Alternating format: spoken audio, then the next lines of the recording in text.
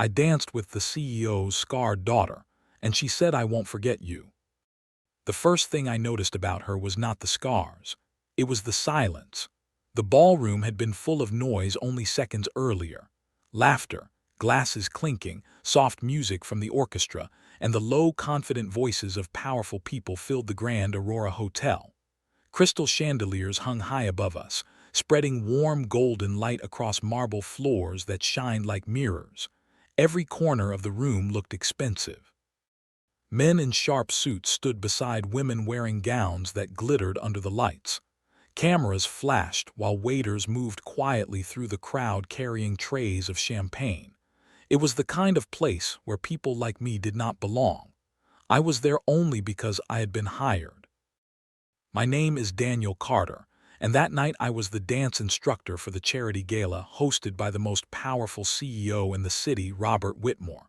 My job was simple: teach the guests a few elegant ballroom steps so they could enjoy the evening and feel impressive in front of each other.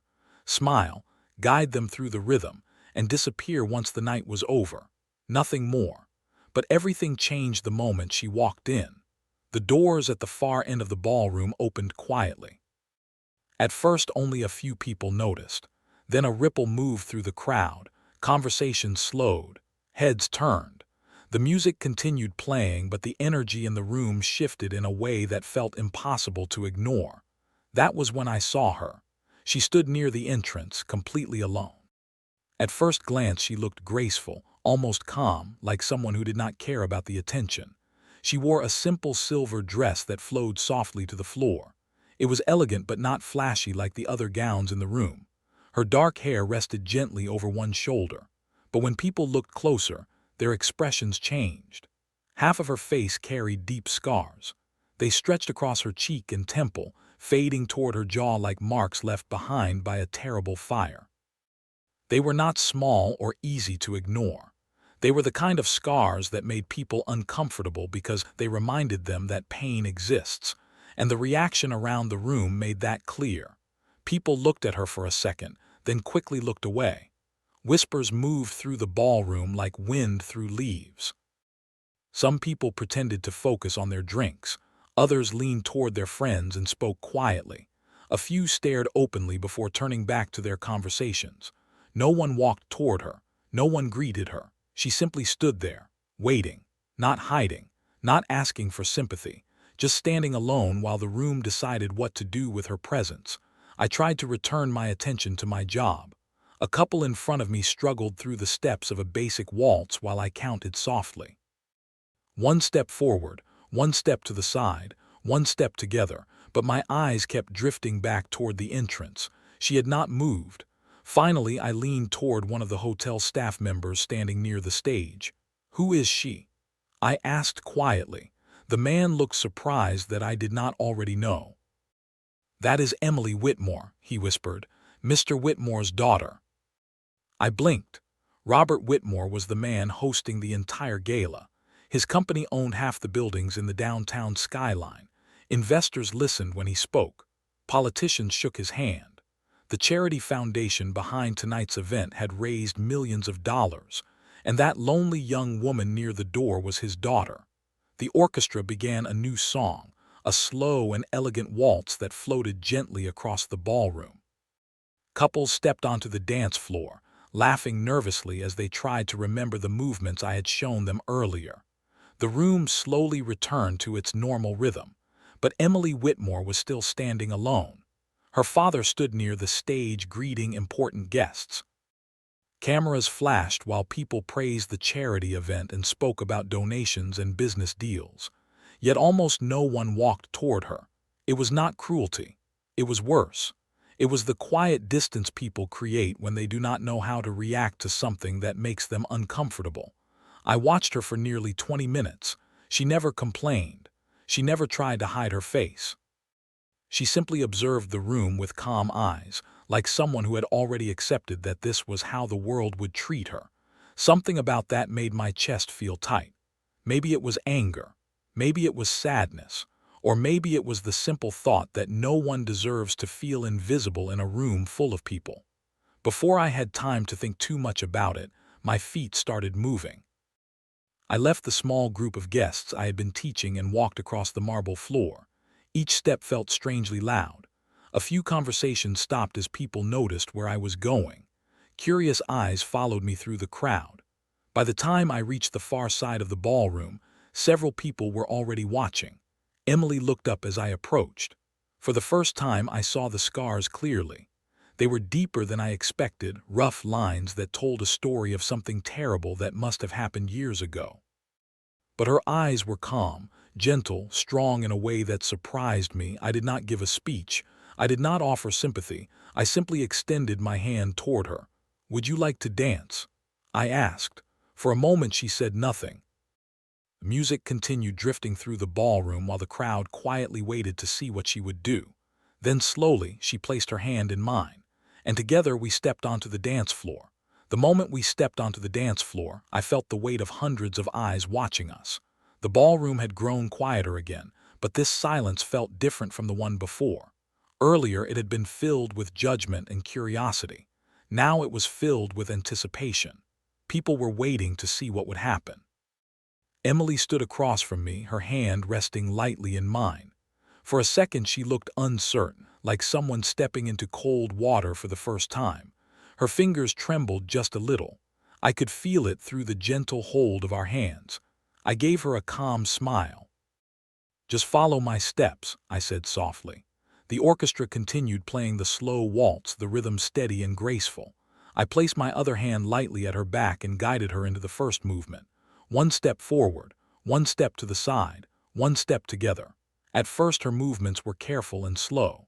She watched my feet closely, concentrating on every step like it was something fragile that might break if she moved too fast. But within a few seconds something began to change. Her breathing relaxed, her shoulders straightened. The nervous tension in her posture slowly faded as the rhythm of the music carried us across the floor. The marble beneath us reflected the soft golden lights above. Our movements became smoother with each turn. The silver fabric of her dress flowed gently as we moved, catching the light in quiet flashes. Around us, the whispers slowly stopped. People who had been dancing began to slow down. Some couples even stepped aside so they could watch more clearly. The crowd that had avoided her earlier now stared openly, but their expressions were different. They were surprised. I guided Emily through a simple turn. She followed perfectly, her balance steady as she spun lightly before returning to the rhythm beside me. She looked up at me. For the first time that night she smiled. It was not a shy smile or a polite one. It was real. And in that moment the scars on her face seemed to disappear, not because they were gone but because they no longer mattered. Her confidence filled the space around us in a way that made people forget everything else. "You are a good teacher," she said quietly while we moved. Her voice was soft, but it carried warmth. "You are a natural dancer," I replied. She laughed gently, almost like she had not expected that answer. "I have not danced in years," she said. There was something in the way she said it that hinted at a deeper story, but the music carried us forward before I could ask anything more. The orchestra grew stronger, the melody rising with emotion. I guided her across the floor with a few slightly faster steps. Emily followed easily now, her movements becoming graceful and confident. The crowd around us had stopped pretending not to watch.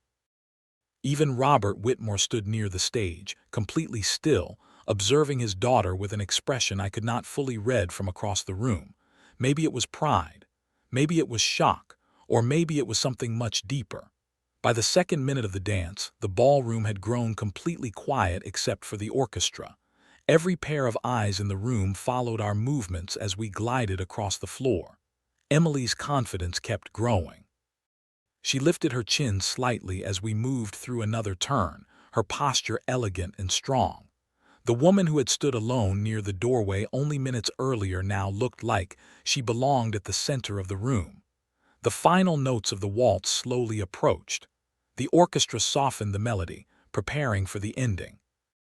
I guided her through one final spin before gently bringing the dance to a stop.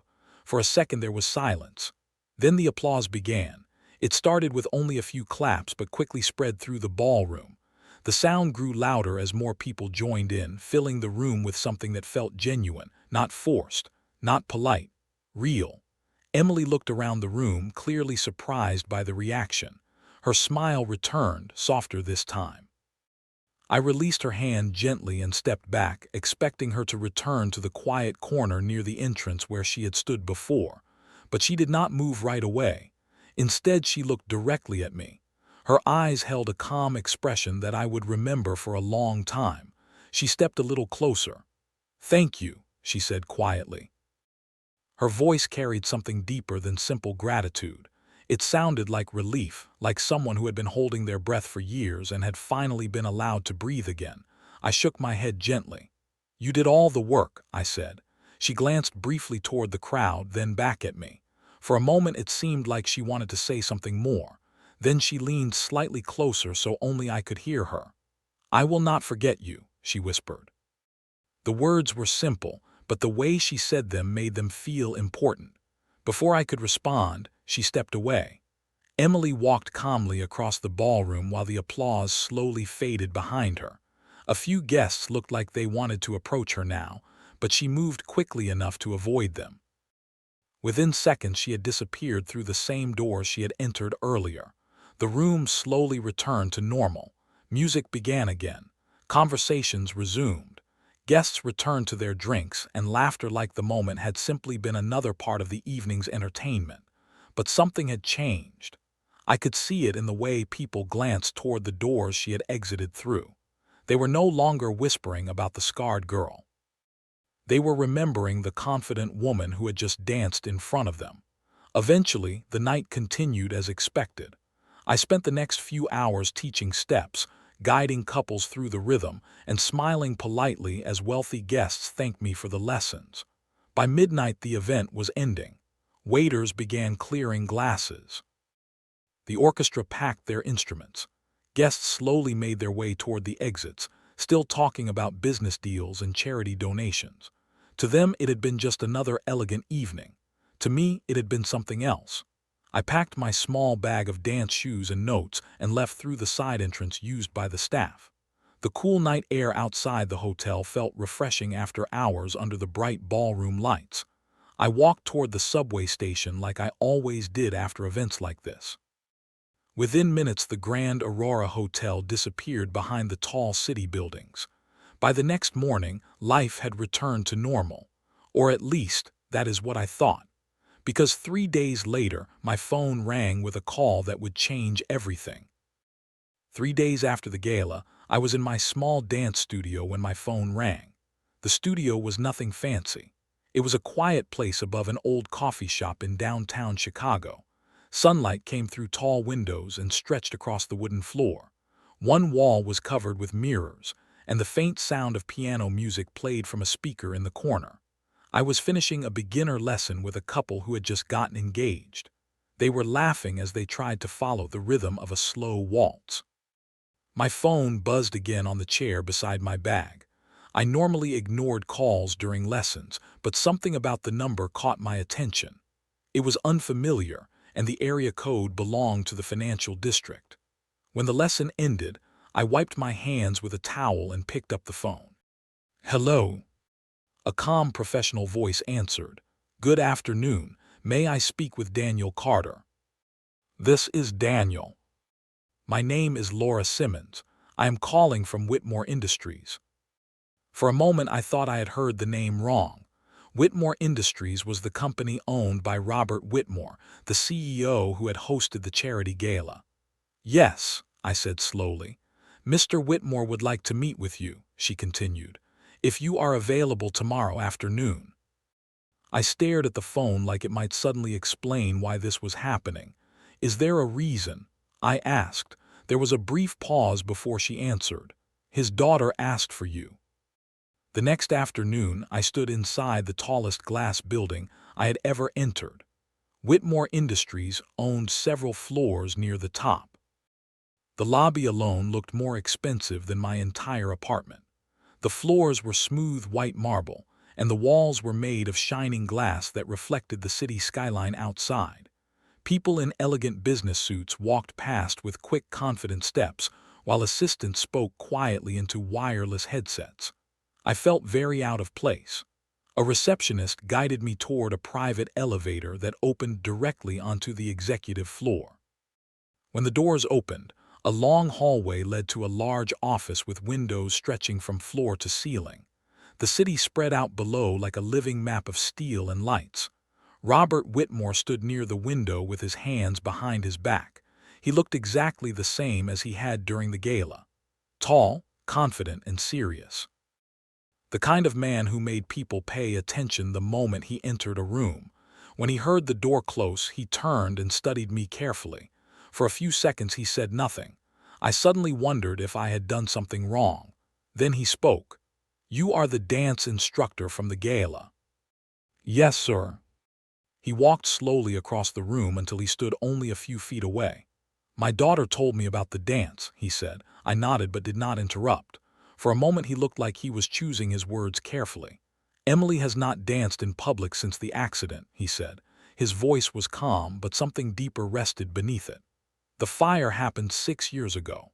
Since that day she has avoided every public event, every party, every gathering. She refused to dance even at family celebrations." He looked toward the window again. "I spent years trying to help her regain her confidence. I hired therapists, organized small social gatherings, introduced her to people who understood what she had gone through." He paused. Nothing worked. The room grew quiet, then he turned back toward me. "But 3 nights ago something changed." His voice softened slightly. "When she came home after the gala, she cried." For a second I worried I had somehow upset her, but he shook his head gently. "She was not crying because she was hurt," he continued. "She was crying because for the first time in years she felt normal again." The words hung in the air between us. Robert Whitmore took a slow breath before continuing. "She told me about the stranger who asked her to dance without hesitation, without pity." He looked directly at me. "That stranger was you." I shifted slightly, unsure how to respond. "It was just a dance," I said. "To you maybe," he replied quietly. "But to her it meant something much more." He walked back toward his desk and rested one hand on the polished wood surface. "My daughter made a request the next morning." He looked at me again. "She wants you to teach her." I blinked. "To teach her?" "Yes," he said, "properly." He stepped closer again. "She does not want private therapy sessions. She does not want quiet lessons hidden away from the world. She wants to learn to dance again the way she did before the accident." I felt a mixture of surprise and uncertainty. "Why me?" I asked. Robert Whitmore gave a small, thoughtful smile. "Because you were the first person in 6 years who treated her like she was simply a woman asking for a dance." The following week I met Emily again. The lessons took place in a quiet studio owned by the foundation connected to her father's charity. The space was peaceful, with large windows that allowed sunlight to fill the room. Emily arrived wearing comfortable practice clothes and soft dance shoes. For a moment we simply looked at each other, both remembering the night at the gala. Then she smiled. "You came," she said. "Of course," I replied. "The first lesson was simple, basic steps, simple rhythm. The same waltz movements we had shared on the ballroom floor." At first, she was nervous again. Her movements were careful, like someone learning to trust the ground beneath their feet. But every time the music started, something inside her seemed to wake up. With each lesson her confidence grew. Weeks passed, then months. The studio became a place where she could move freely without worrying about whispers or judgment. Her posture became stronger. Her smile appeared more often. The quiet sadness I had noticed during our first meeting slowly faded. Dancing became her language again. Soon she began leaving the house more often. She attended small events connected to the charity foundation. She spoke with people who had survived accidents similar to hers. Instead of hiding, she began helping others rebuild their confidence. One afternoon, after a long practice session, Emily sat near the window while the sunlight warmed the wooden floor. She looked thoughtful. "My father is hosting another charity gala next month," she said. I remembered the ballroom immediately. The chandeliers, the marble floor, the silent whispers. She turned toward me with a calm smile. "This time," she continued, "I will not stand near the door." Then she said something that made my heart beat a little faster. "This time I will walk straight to the dance floor." And 1 month later, the entire city would see her do exactly that. 1 month later, I stood once again inside the Grand Aurora Hotel ballroom. But this time everything felt different. The same crystal chandeliers hung from the high ceiling, spreading warm golden light across the marble floor. The orchestra was already playing soft music while guests filled the room with expensive perfume, quiet laughter, and confident conversations. The city's most powerful people had gathered again. CEOs, investors, politicians, celebrities. But tonight I was not standing near the edge of the room teaching dance steps. I was waiting, because I knew something important was about to happen. Whispers started moving through the ballroom near the entrance. The large doors slowly opened. Every conversation faded at the same time. Emily Whitmore walked into the room, but she was not the same woman who had entered that ballroom months earlier. Back then she had stood quietly near the doorway while people whispered about her scars. She had looked calm, but there had been hesitation in her eyes. Tonight there was none. She walked forward with confidence. Her silver gown shimmered under the chandeliers while the soft fabric moved gracefully with every step. Her posture was strong, her head held high, and her expression carried quiet pride. Yes, the scars were still there. They had never disappeared, but tonight they did not look like marks of tragedy. They looked like proof of survival. People stared again, but the whispers were different now. There was no discomfort in the room, only admiration. Emily continued walking across the marble floor without hesitation.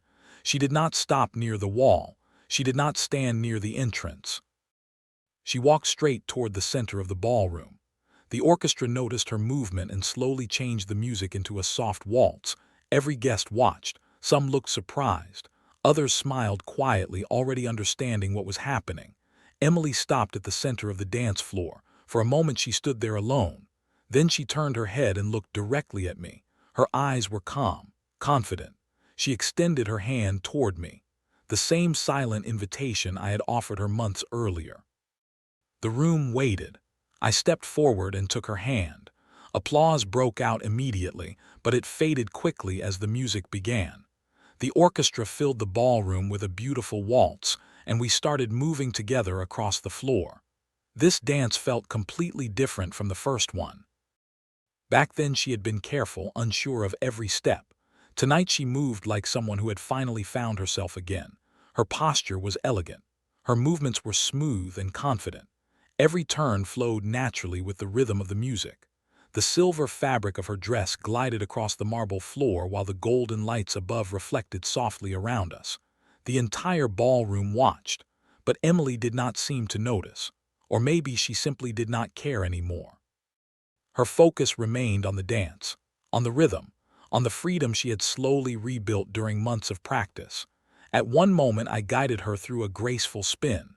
She turned perfectly, the movement smooth and strong before returning to the rhythm beside me. Her smile appeared again. The same real smile I had seen during our first dance. "You were right," she said quietly. "About what?" I asked while we continued moving. "Dancing makes the room disappear." I smiled. "That is the magic of it." The orchestra lifted the music higher as the final part of the waltz approached. The melody grew stronger, filling the ballroom with emotion. Guests had stopped talking completely now. Some held their phones to capture the moment. Others simply watched with quiet admiration. Emily lifted her chin slightly as we moved through the final steps. There was no fear in her eyes anymore. No hesitation. Only confidence. The final notes of the music echoed through the ballroom. I guided her through one last turn, before bringing the dance to a gentle stop. For 1 second the room was silent. Then the applause exploded across the ballroom. It was louder than anything I had heard during the previous gala. Guests stood from their tables. Some people even cheered. Robert Whitmore stood near the stage, watching his daughter with an expression full of pride. Emily looked around the room slowly. The same crowd that had once whispered about her now clapped with genuine respect, but after a moment she turned back toward me. The noise around us faded as she stepped a little closer. Her calm eyes held the same expression they had during our very first dance. "I told you something the first night we met," she said softly. I nodded. "You said you would not forget me." She smiled gently. I meant it. For a moment neither of us spoke. Then she looked toward the ballroom, toward the crowd that had once made her feel invisible. "I spent years believing my life had changed forever because of what happened to me," she said quietly. "I thought people would only see the scars." She looked back at me, but one person chose to see something else. Her words carried a quiet truth that felt stronger than the applause still echoing around the room. Sometimes people believe that changing someone's life requires something extraordinary, a grand speech, a heroic act, a huge sacrifice. But that night proved something different. Sometimes the biggest changes come from the smallest moment. A simple choice, a simple act of kindness. One person walking across a room and offering a hand to someone standing alone. The orchestra slowly began playing soft music again while guests returned to their conversations. But for me, the most important moment had already happened, because months earlier a quiet woman had stood alone near a ballroom door, and tonight that same woman had danced proudly at the center of the room. As the evening continued, Emily glanced at me once more. Her smile was calm, confident, and warm. "I will never forget you," she repeated. And in that moment, I realized something simple but powerful. Sometimes a single dance can change a life, and sometimes kindness is the step that begins everything.